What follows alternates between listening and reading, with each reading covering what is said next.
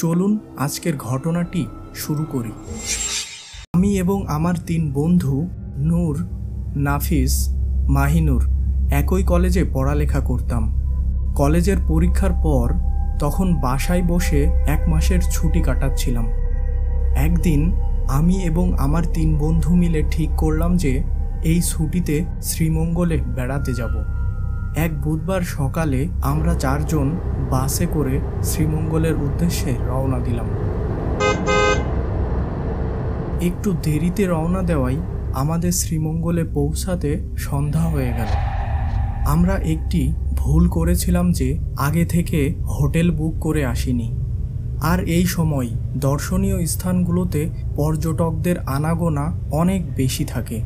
আমরা কাছাকাছি প্রায় সকল হোটেলে খোঁজ করে কোনো প্রকার সিট পেলাম না। সকল সিট আগে থেকেই বুক হয়ে আছে। পরে অনেক খোঁজাখুঁজির পর আমরা শহর থেকে একটু দূরে একটি হোটেলে থাকার জন্য একটি রুম পেয়ে যাই। হোটেলটি বেশ পুরনো ছিল, তবে এতে আমাদের কোনো অসুবিধা ছিল না, কারণ হোটেলের আশেপাশের পরিবেশ ছিল খুবই সুন্দর। সবুজ সবুজ গাছগাছালিতে ভরপুর চারিপাশ। এখান থেকে দেখা যায় দূরের পাহাড় শ্রেণী। নেই কোনো যান্ত্রিক কোলাহল, কেবলমাত্র ঝিঝি পোকার ডাক এবং কিছু সময় পর পর পাখির কিচিরমিচির শোনা যায়। আমাদের বেশ ভালো লাগলো হোটেলটি। হোটেলের রিসেপশনিস্ট আমাদের জিজ্ঞাসা করল, স্যার, আপনারা কয়জন থাকবেন? কারণ আমাদের এখানে একটি মাত্র রুমই ফাঁকা আছে। আমরা 4 জন থাকব। বেশ, তো আপনারা থাকুন 4 জন এখানে। রুমে 2টি বিছানার ব্যবস্থা আছে। বেশ ভালোভাবেই থাকতে পারবেন। আশা করি কোনো সমস্যা হবে না। এই বলে রিসেপশনিস্ট আমাদের রুমের চাবি দিয়ে দিল। রুমে প্রবেশ করেই দেখলাম বেশ বড় 2টি বিছানা এবং সাধারণত হোটেলে যেসব চাদর বিছানো থাকে সেই ধরনের চাদর বিছানো। নূর প্রথমে ওয়াশরুমে প্রবেশ করল। মাহিনুর এবং নাফিস নরম গদিওয়ালা সোফার উপর বসে পড়ল। আমি বসলাম বিছানার উপর। হঠাৎ মনে হলো দরজার বাইরে কে যেন আমাদের ডাকছে। মহিলা কণ্ঠ। আমি রুমের দরজা খুলে দেখি এক মহিলা আমাদের সামনের রুমের দরজার সামনে চুপচাপ দাঁড়িয়ে আমার দিকে অসহায় দৃষ্টিতে তাকিয়ে আছে। আমি পেছনে ফিরে মাহিনুরকে ডাক দিলাম, মাহিনুর। পরে আমি আবার সামনে তাকাতেই দেখি সেখানে কেউ নেই। মাহিনুর এসে আমাকে জিজ্ঞেস করল, কি হয়েছে, ডাকছিস কেন? আরে এই তো কিছুক্ষণ আগে একটি মহিলা আমাদের ডাকতেছিল। আমি এসে দরজা খুলে দেখি একটি মহিলা দরজার সামনে দাঁড়িয়ে আছে। তখন আমি পেছনে ফিরে তোকে ডাক দেই। আবার এদিকে ঘুরতেই দেখি মহিলাটি নেই। আরে ধুর, তোর কোথাও কোনো একটা ভুল হচ্ছে। আমি তো রুমের ভেতরেই ছিলাম। কই, আমি তো কোনো ডাক শুনিনি। শোন, অনেক পথ জার্নি করে এসেছিস আর পেটেও কোনো খাবার পড়েনি। হ্যালুসিনেশন হয়েছে তোর। তবে শুনেছি এইসব পুরনো হোটেলে বিভিন্ন প্রকার অতৃপ্ত আত্মারা ঘুরে বেড়ায়। বুঝলাম মাহিনুর তার শেষের কথাটি আমাকে ব্যঙ্গ করে বলল।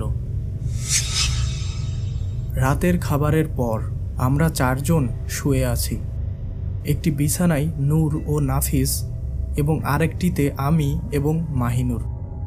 হঠাৎ আমি নিজেকে একটি রাস্তায় দাঁড়িয়ে থাকা অবস্থায় আবিষ্কার করলাম এবং সেই রাস্তার চারপাশে শুধু মাঠ, দূরে 2-1টি গাছ এবং চা বাগান সমেত পাহাড় দেখা যাচ্ছে।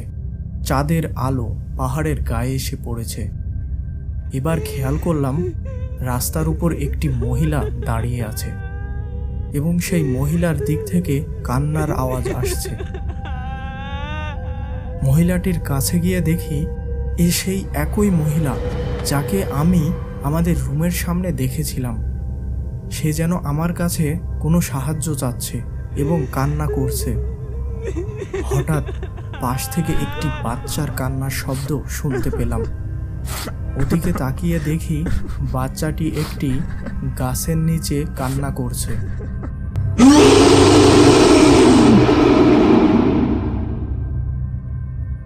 ঝাপাস করে ঘুম ভেঙে গেল। ঘড়িতে দেখি সকাল 8টা বাজে। সবাই তখনও ঘুমাচ্ছে। আমি তৎক্ষণাৎ মাহিনুরকে ডেকে আমার স্বপ্নের ব্যাপারে বললাম। সে আমাকে বলল যে এটি কেবলই একটি স্বপ্ন মাত্র, এ ব্যাপারে চিন্তার কোনো কারণ নেই। তবে আমি এই ব্যাপারটি নিয়ে বেশ বিচলিত হয়ে যাই এবং নূর ও নাফিসকেও আমার স্বপ্নের ব্যাপারে বললাম। ওরা আমার সাথে রীতিমতো এ ব্যাপারে মজা করতে লাগলো। নূর বলল যে, ধুর বোকা, এটা তোর মনের ভুল মাত্র। স্বপ্ন দেখে কেউ এতটা বিচলিত হয় নাকি? যা হোক, আমরা সকালের নাস্তা করে এই হোটেলের চারপাশের বিভিন্ন জায়গায় বেড়াতে গেলাম। তারপর হোটেলে এসে দুপুরের খাবার খাওয়ার জন্য এই হোটেলের ডাইনিংয়ে বসলাম। এদিকে মাহিনুর কি একটা কাজের জন্য আমাদের রুমে গেছে। কিছু সময় পর মাহিনুর আমাদের সামনে এসে হাঁপাতে লাগলো। মুখে কোনো কথা না বলে সে আমাদের রুমের দিকে ইশারা করল। আমরা তাড়াতাড়ি রুমে গিয়ে দেখি সেখানে অস্বাভাবিক কিছুই নেই। মাহিনুর আমাদের বলে যে সে রুমে পৌঁছে দেখে এক মহিলা আমাদের রুমের ফ্যানের সাথে বাঁধা রশিতে ঝুলে আছে। তখন নাফিস বলল, তুমি কি আমাদের সাথে মজা করছো? আমি তখন মাহিনুরের দিকে লক্ষ্য করি। তার চোখ ভয়ে বিস্ফারিত। এ চোখ দেখে বোঝা যায় যে সে কোনো প্রকার মিথ্যা বলছে না। এই হোটেলে অবশ্যই কোনো গণ্ডগোল আছে। সে রাতে আমরা কিছুটা ভয় নিয়ে ঘুমাতে গেলাম।